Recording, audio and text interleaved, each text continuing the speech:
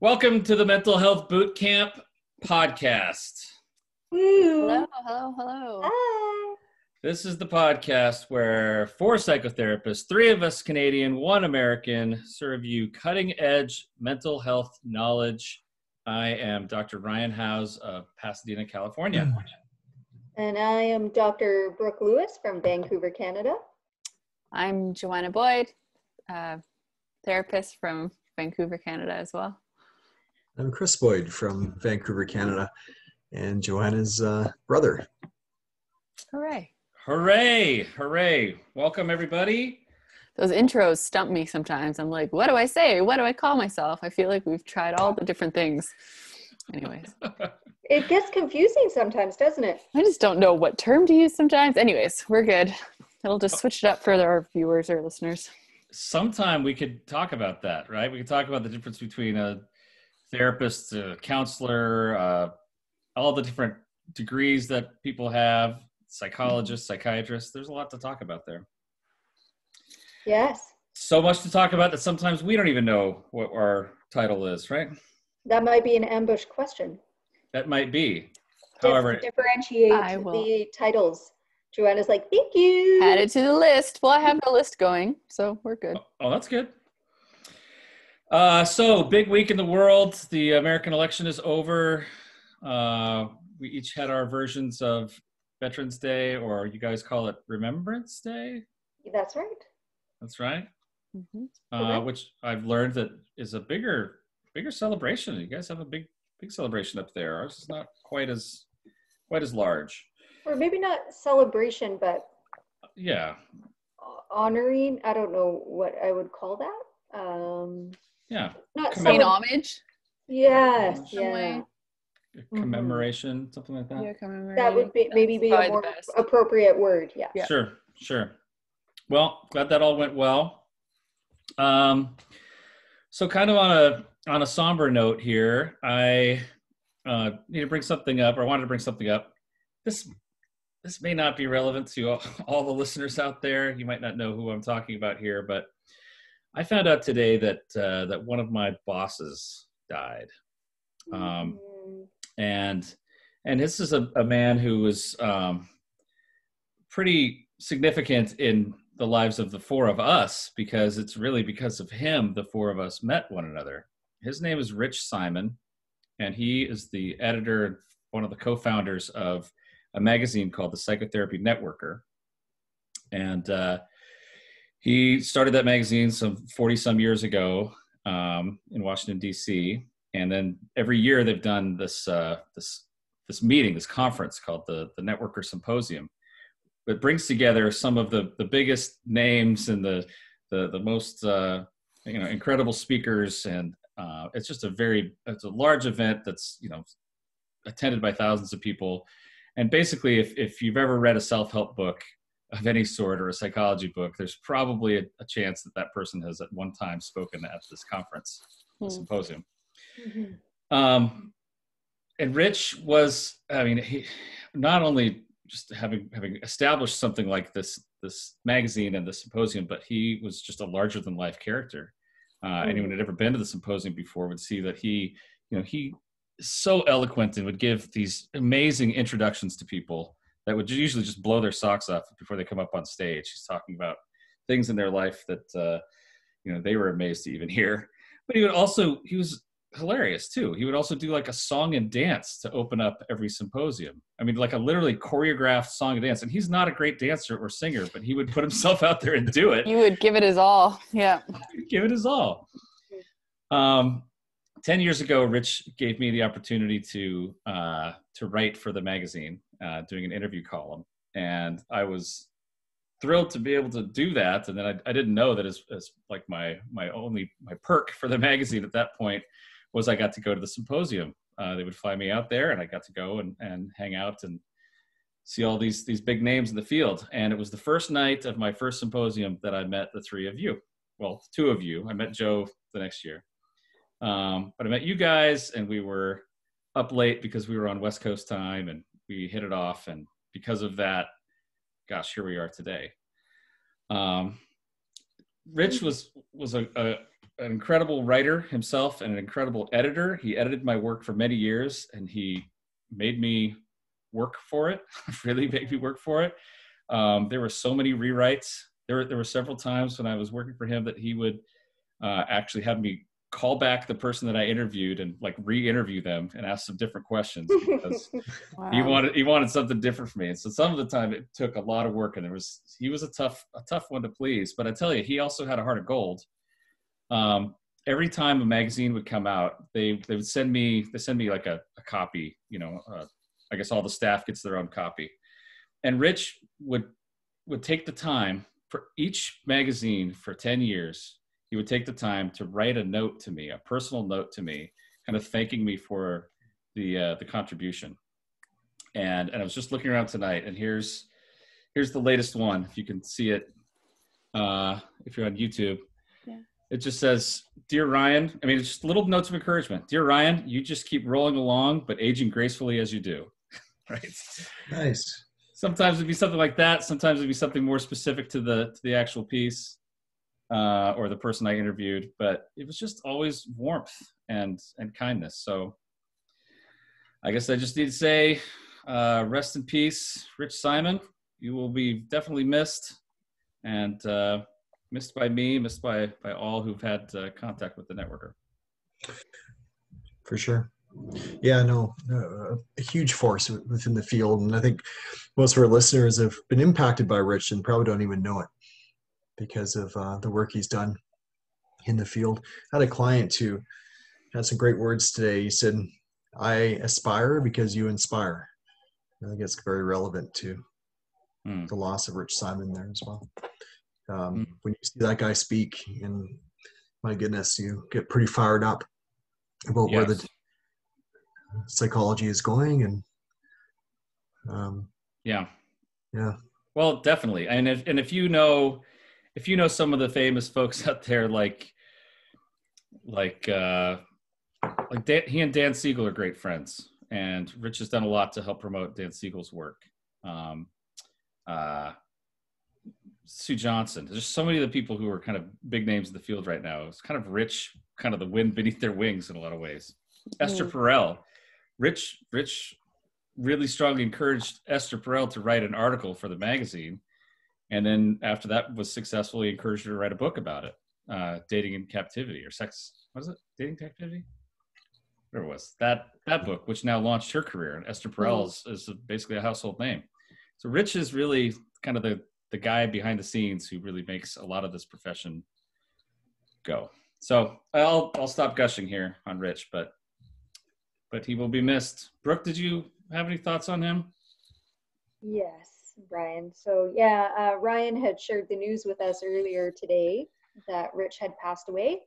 I didn't know Rich as well, not nearly as well as Ryan, but in my experience, I think he played an incredible role in the shaping of our profession in the current day, just by bringing together the minds of others, the great minds, to provide these opportunities to grow, but more importantly, to provide a sense of community for therapists, counselors, psychologists, where we can come together, because our work is so isolating. It's just us in a room with a client, but being able to generate a sense of connection and community at these symposiums, or even through the networker by reading the magazines and the stories told. And I think that was incredible of him to be a catalyst for that. So I think he really influenced our field in a great, great way. Well said, Brooke. Thank you. Yeah. It was a very special thing to go to those symposiums, especially as a starting out therapist. And I know I'm 7 years in now to working, but I'm just saying, like, there's something electric about being kind of around that many people and the professionals in our field. And Rich definitely had his, it was the Rich Simon show, like, as we say, like, it's very much, and that's a compliment. So it was a pretty special. So definitely thankful for what he did, because like you noted, Ryan, like, we all got to know each other because of that. So Yep. Yeah. He was a wordsmith. My goodness. I've never heard anyone speak like that. Yes. Yes, maybe I'll Poetic. Yeah. I'll put a link in the podcast to one of his talks. You guys will know what I'm talking about once you hear him speak, because he really had the gift of gab for sure. So, okay, somber news aside, should we just get going on the ambush, right? Sure. Let's ambush. Okay, so for those who may be first timers, the ambush is where one of us knows what the topic is, the other three do not. They have to just respond off the cuff. And guess what? I'm the one who drew the short straw this week. I'm the one with the ambush. Uh-oh. I hope you don't steal my question for next week. I hope I don't also. But let me say that this one was a message that I received. So this is a listener who asked this question. Really? Yeah. So that's the ambush. I'm ambushing you with someone's question. By the way, if you have a question for us, info@mentalhealthbootcamp.com, or really look up any of us and you could probably find our email address. All right. So here we go. Here's the ambush. It's kind of a little paragraph here. Here's the ambush. I've dealt with anxiety for a long time and just started seeing a therapist. The therapist suggested that we talk about times earlier in my life because I may be dealing with shame. First of all, I don't want to talk about my past, so do I have to? And second, what causes shame and how can I get rid of it? What an ambush, listener. Yes. So, Oh my gosh. Therapist suggests there are lots of components. So we'll break it down. Basically, how important is it to talk about your past in therapy?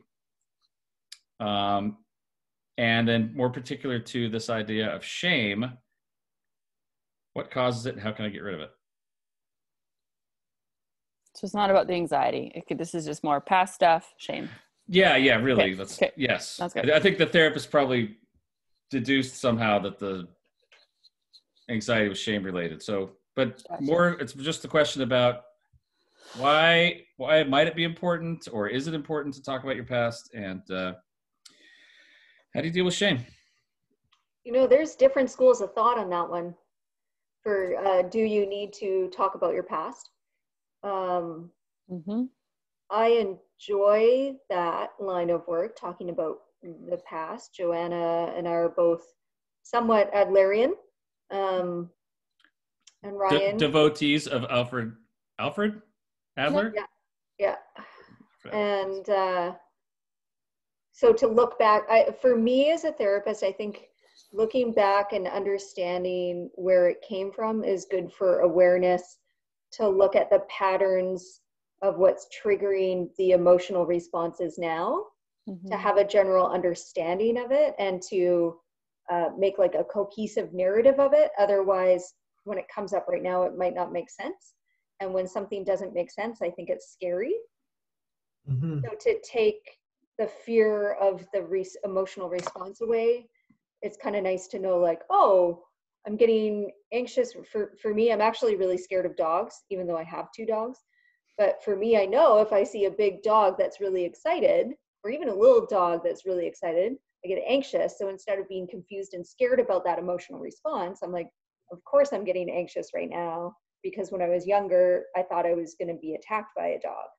So that imprinted a fearful event, and I can make sense of it now, opposed to then interpreting my current response as like, in a judgmental way, like, what's wrong with me that I'm feeling this right now? I shouldn't feel this way right now. This doesn't make sense.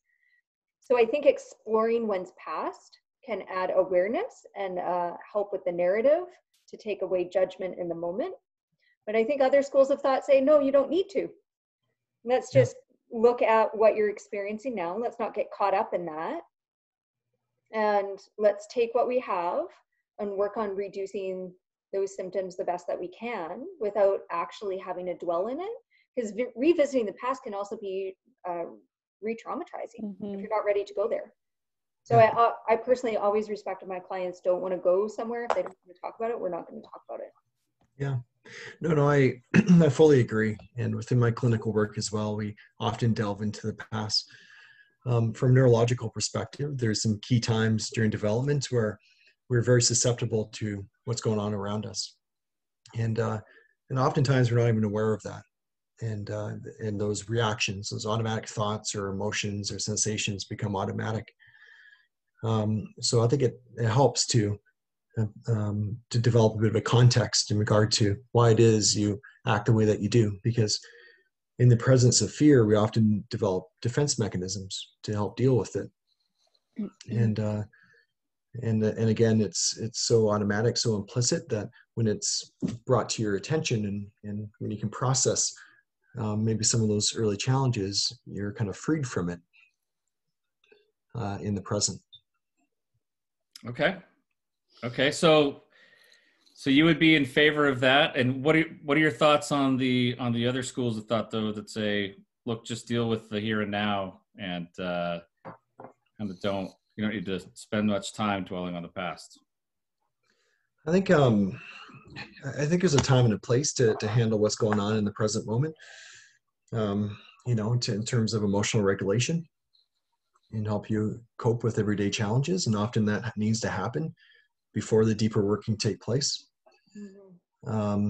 So you can deal with the symptoms in the present, but if you really want to address what's going on there, then I think it is really important and critical to go into the past. And it's the nurture piece. We talked about that, was it last time? The nature and nurture. The nurture, our environment shapes us, right?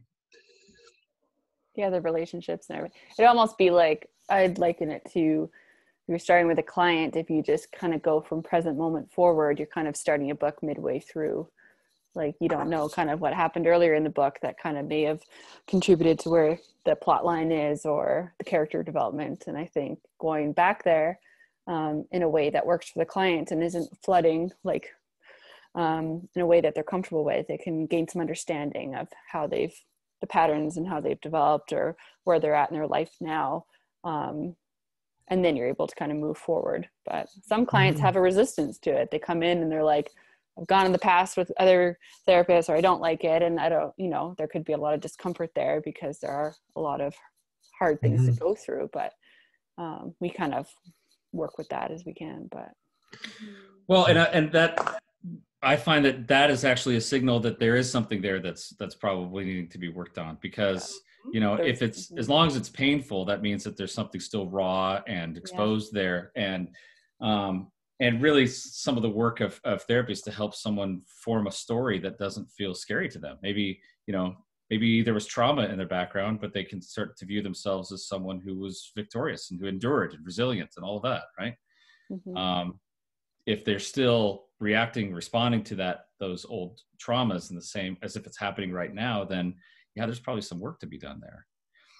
But here's what I would ask then, just to tie this one up. If you had a client who said what Joe said, I really just don't want to go there. We all gave some good reasons why it is important, but is there a way that you might be able to help a client go there? Maybe more of a technique or something that might make it a little easier to talk about the past? That's a good question. So sometimes to encourage them, I put it like this whole thing in, because I love metaphors. So I use the tree metaphor, where we can either trim the tree or we can take it out by the root. And if we're going to deal with stuff like, I can teach you skills to help manage the emotions, but that's trimming the tree. If we want to get rid of the tree, we have to take it out by the root, but you got to let me know when you're ready for that. And I'll be with you to go through that. And sometimes that just helps them, puts it more in their control. And when it's in their control, then sometimes they're more open to that. They're kind of prepped for it. For Adlerian therapy, sometimes we do early childhood experiences. And so like early recollections, I should say, early recollections. And so when we do those, it's a gentle way to go back into the past. And it's not always negative. Obviously there's things in your past that are positive as well. So we might focus on if there's something going on in the current moment, and we talk about, well, when was your first memory that you felt that way? And it's more of a dialogue, and it's more of storytelling, and it might be a positive. Like maybe you feel really accomplished for something you did, and that's a way for the therapist to get to know your life story a bit better, to say, when was the first time you remember feeling that way, and how old were you, and what was the context behind that, and how from that, how did that shift your perspective of yourself, other people around you, and your relation to the world in general. So we start to understand how the person views their own internal beliefs, how we view ourselves in relation to other people, so community, and how we relate to the world, and we get to know people that way. So that's a way. There's also EMDR. Maybe, so I don't talk the whole time, you guys can describe EMDR. Yeah, I was going to mention EMDR too. Adult attachment interview is a great line of questioning. I think Ryan mentioned it a few podcasts ago. I also ask maybe a generic list of negative self-beliefs, and often get clients to rate that. And then that could be a kind of a window to delve into it more deeply and see if there's any earlier experiences that may have led to that critical belief of themselves. But EMDR is a great therapeutic tool. And I think the three of us, I don't know if you've been trained in it, Ryan, but I went through a level 1 training, but oh, you did. So we all have been, yeah. So long time ago, quite a bit different from talk therapy, and it's kind of an interesting way to process some sensations and feelings in the body, because we see that quite a bit. Is sometimes clients go, well, I've talked about the past, and I know it's not logical, but I still feel the shame, I still feel the anxiety, I still feel the sadness, right? So EMDR is often a great tool for that, where you can sort out those sensations. EMDR stands for eye movement desensitization and reprogramming, or reprocessing. Reprocessing, yeah. So developed by Francine Shapiro. Yeah, she's walking on a trail one day, realized she decided to move her eyes back and forth, and noticed a bit of a shift. She realized she was doing it naturally, didn't she? And then I think so. Like walking on a trail though. And then she decided to actually intentionally. Yeah. Yeah. So they thought it was mimicked REM sleep, and maybe that was leading to some beneficial elements or outcomes. And then they realized it's these back and forth, these bilateral movements that help the brain and nervous system process trauma and distress. So it's kind of a structured approach, and again, very different from talk therapy, but has worked very well with the range of clients for looking into the past. Mm-hmm. Just a quick little story, not really even a story, about EMDR. We had a case consult with our team earlier this week. And so it is eye movement desensitization, but it's really about bilateral, so either side of your body being stimulated. And so eye movements aren't always necessary. So we have a colleague there who's visually impaired. She's blind. And she went through an experience and went to EMDR. So she was saying she was confused how that was going to work because she's blind. But they did use bilateral stimulation. She found it very helpful anyway. So just a quick plug that it's not always eye movement for those who are thinking, I have eye strain, or sure, I'm visually impaired, or it's still helpful. I've seen people wearing headphones, and there's a beep in either side, and then people hold on to little buzzers, and there's a buzz on either side. Or tapping on the knees back and forth. Yep. Yeah. I've got to say, just to give equal time, that there's a little bit of controversy as to whether or not it's truly effective because of what it purports to be. There's some folks who say, yeah, well, what you're doing is you're thinking of a trauma while you're distracting yourself at the same time, so you're not feeling the same impact. And the eye movement may be just sort of maybe it's not so much the eye movement as it's just having something else to kind of focus on. Whatever it is, research has shown that it's been effective for many people, not for all people, and it's just another one of the tools in the tool bag. So I think there's a lot of what we're saying here is there is some value to looking at the past. There are many different ways to go about it.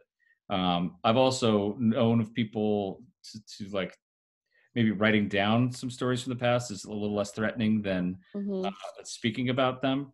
Some people have even chosen to talk about it in third person. Like, I knew this person who experienced this in their past, and so that feels a little less threatening as well. So there are different ways that people can kind of go there. There's also, whether writing about it, or you could write letters to your past self if there are certain things that you think that individual would have needed, or there could be some healing done through that. Even helping a client if they're not wanting to go there, but you want to kind of, help them, but it could just be addressing emotion regulation stuff in the moment, or helping them create a calm place, or help them identify certain feelings, or teach them about the trauma response that might be going on for them in their body, so that when past stuff does come up and they're triggered, I guess, teach them about what's going on so it's less scary, and maybe there might be less resistance there. So education, body focused, things like that.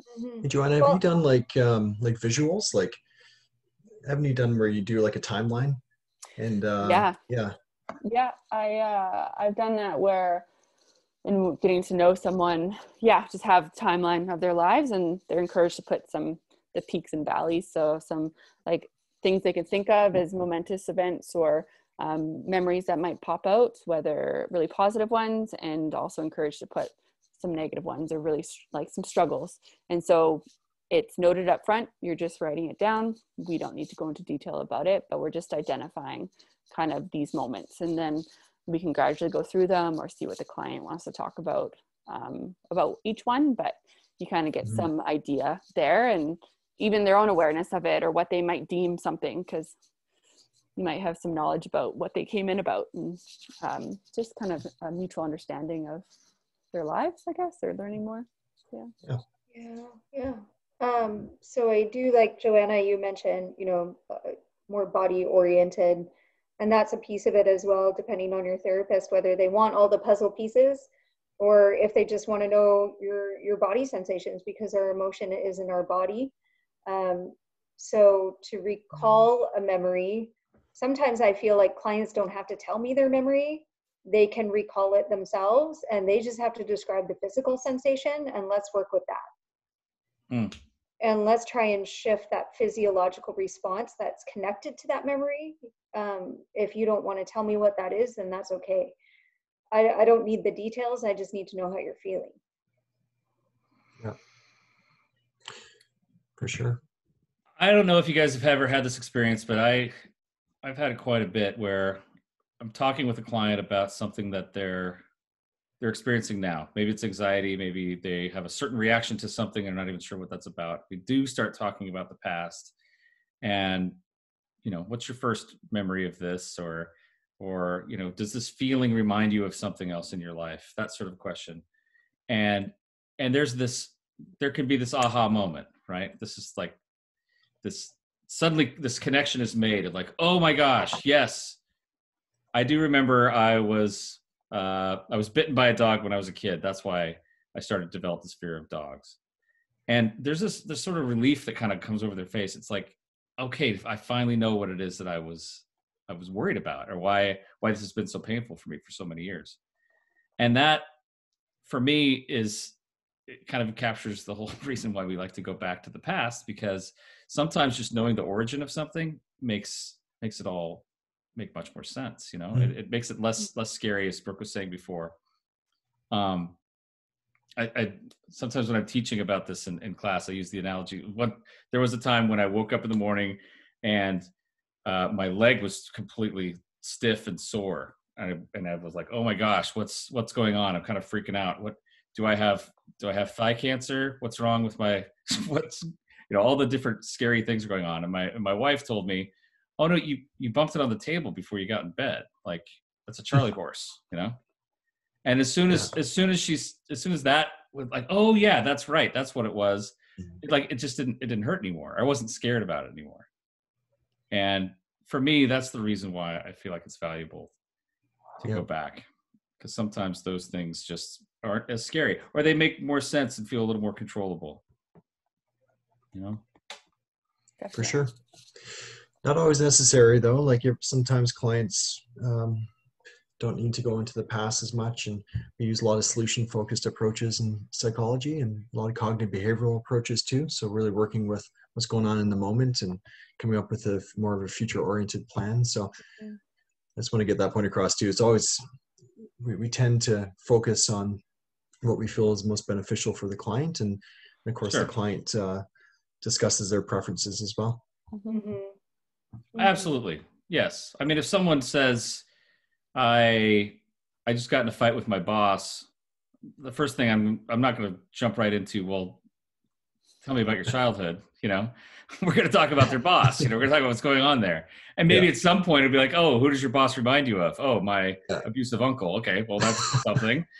But yes, we're not just living in the past with this. We might, we'll miss a lot if we just do that. Yeah. So shame. And can we even touch on shame? That's a big topic too. So shame is huge. What is big? Huge. So I like to start when talking about shame. I like to distinguish shame from guilt. I'm sure we all do this in one way or another, but guilt is feeling bad about what you've done, about something that you've done that you feel, some behavior that you've conducted that you feel bad about. Shame is feeling bad about who you are. And that's often an old message, speaking of childhood, an old message that we learned somehow that says, I'm bad. I'm made of bad stuff. My essence is bad. And kind of one way that people sort of summarize this sometimes is when you say to a kid, you did something that was you made a mistake there. You did something wrong versus you're a bad boy, right? Or you're a bad girl. Because that second message, you are bad, can sink in pretty deep. And that can really change your identity, how you view yourself. I like that. That's great. A great way of describing it. And I think it's shame too. I think it's like the fear of people learning about your defects, right? So your defects are those insecurities being exposed to others. Certainly, I think that vulnerability piece too, right? As a result of that. Yeah, I have to say the mantra of shame is, if anyone knew the real me, they wouldn't like me. And because if that's your belief, if that's where you're starting from, then you've got to kind of create this whole persona that is different than the real you, and in order for people to like you. I often feel that like a shame story, a shame narrative is going to come out when, I'm sure you guys get this preface from clients too, when they say, I've never told anyone this before. And I'm like, okay, what, like you kind of, whatever it is, whatever they're about to tell you, there's like a deep-rooted shame feeling in there that that's been eating them alive, that's then been contributing to their anxiety or self-destructive behaviors or emotional dysregulation and disconnection from others. And funny you say that, Brooke. I just like to, whenever I've written about that before, that very statement, I've never told anyone this before, but, and at that moment as a therapist, we're entering sacred territory here. This is to be treated with with a lot of caution and with a lot of reverence. This is a big deal. Absolutely. Yeah, it's so meaningful for them, and just to be able to shed whatever that is. And so important for us as therapists to remain non-judgmental, compassionate, supportive, empathetic to that, right? Like definitely. Yeah, it's so interesting, Brooke. You mentioned the cluster of feelings and emotions that accompany shame, right? But anxiety, like the definition I often use, is the anticipation of harm and danger. So you think of how closely connected that is to shame. That if, just the fear that someone actually learns who you are, or those insecurities or that you have, right? Well, I think with shame though, if somebody believes that, like when they're having that sense of shame, there's also a strong negative self-belief then that goes into, I am unworthy or unlovable. Like there's all of a sudden when that feeling comes up, it's like, I'm a monster. nobody's going to love me. I am unworthy, and I have to protect myself from people knowing this about me. Otherwise, I'm going to be unloved. Mm-hmm. Mm-hmm. I feel it also comes up, I feel, when almost a lack of this, I don't know if you'd agree with this, let me know if you don't, but when clients have a hard time, almost they feel shame in the fact that they might be depressed, and they feel like they shouldn't be, because, you know, like you hear it a lot, like, I have all these different wonderful things in my life, I shouldn't be feeling this way. Or they just feel shame because they don't feel I don't know that they're broken. I'm broken. Yeah, like shame is in I shouldn't be this because everything's perfect, and yet I'm not. Yeah, like something's damaged. wrong with me. Yeah, some damage, or like other people have it worse. So why am I like this? And I feel bad. I'm not allowing myself, not accepting the fact that I'm struggling, and I'm seeing it as, something to be ashamed of, or that it's, I don't know, something I need to hide from other people because they're gonna, well, it goes along with the see me differently, but there seems to be a lack of acceptance there. Yeah. Or disgusting. Or that fear. comes up a lot. I'm disgusting. Mm-hmm. As a negative self-belief as attached to shame. You're not disgusting. Come on. Yeah. You should talk Ryan, you haven't seen me not my best. Well, actually, you have seen me at not my best. Yep, you have. I have, but should we go into the past? Yeah, let's go into the past. Remember the whiteboard? Yes, that's right. That's right. Well, look, we've okay, so we have an idea of shame, and if anyone wants to read more about shame, I would recommend the book "Healing the Shame That Binds You," Bradshaw. That is it's a big book. It spends about half the time talking about, and this might be shame too, and you might be feeling shame if you feel this. And so there's a lot of what we're doing here. Like, this is what shame looks like. But the second half of the book is about what can we do about it. So we don't have a whole lot of time left. We're not going to get into all the exhaustive stuff, but if there were a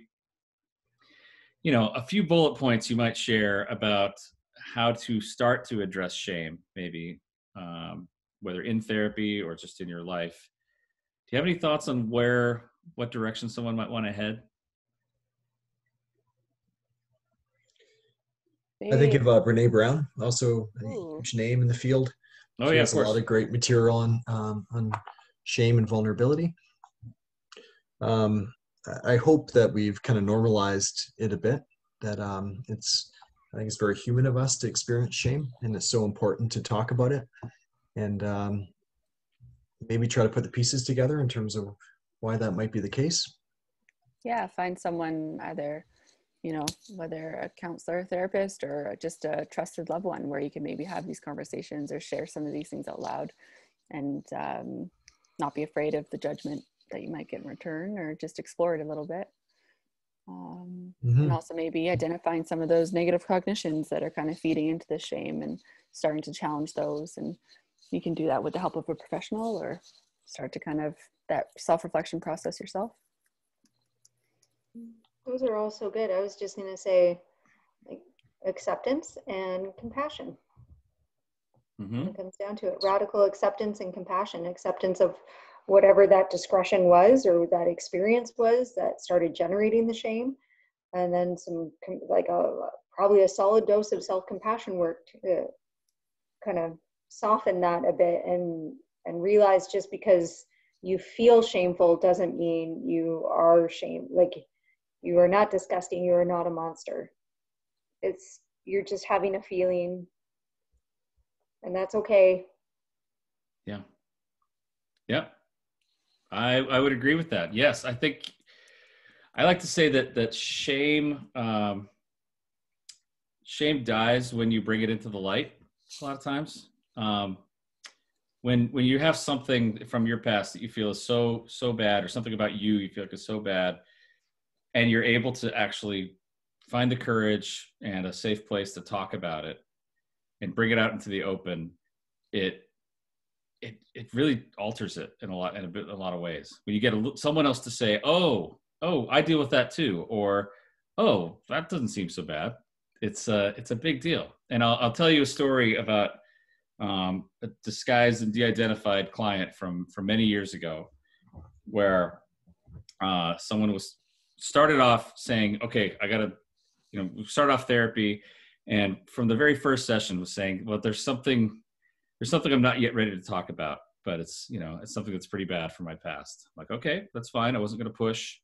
But every couple of sessions, we kind of allude to this again. Like, okay, there's something, yeah, this is related to that thing that I'm not ready to talk about yet, but I'm, really ashamed of it. And I was like, fine, we can just, we can build rapport. It's okay. It's not a big deal.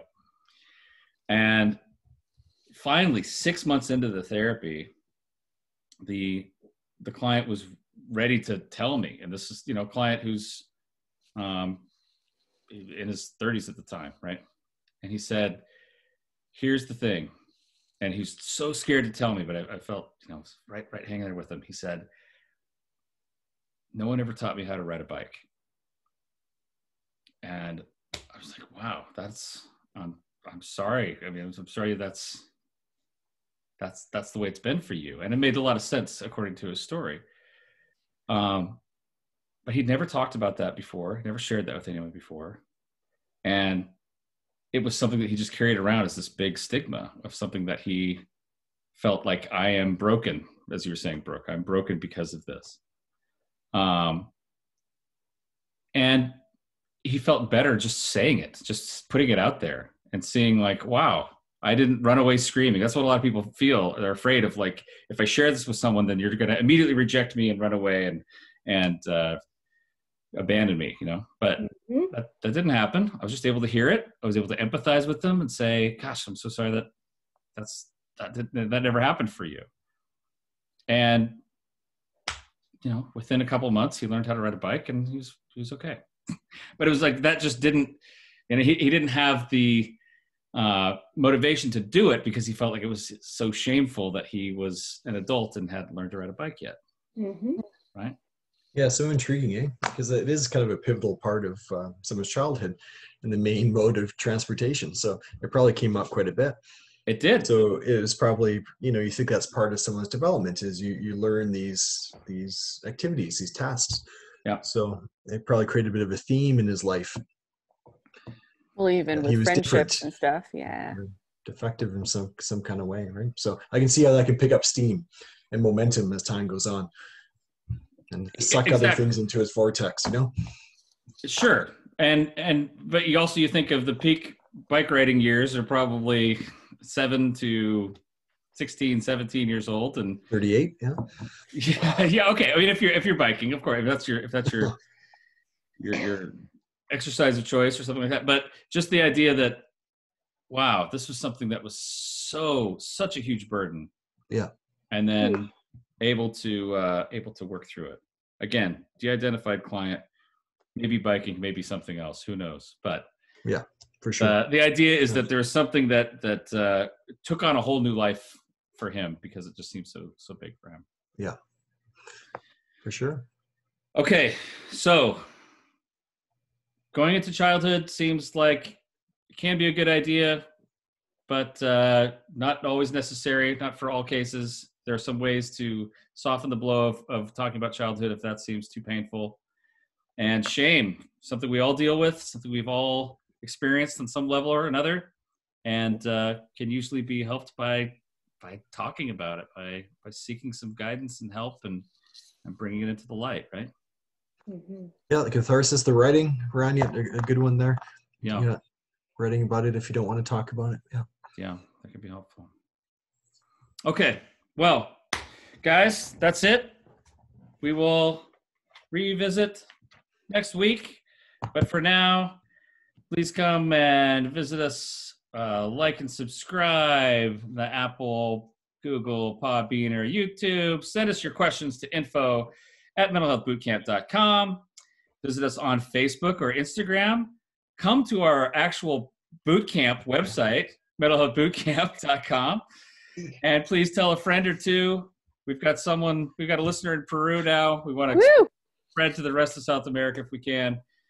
Thank you guys for listening. Thank you, everyone. Talk to y'all later. Bye. Yep. Not a last minute bip.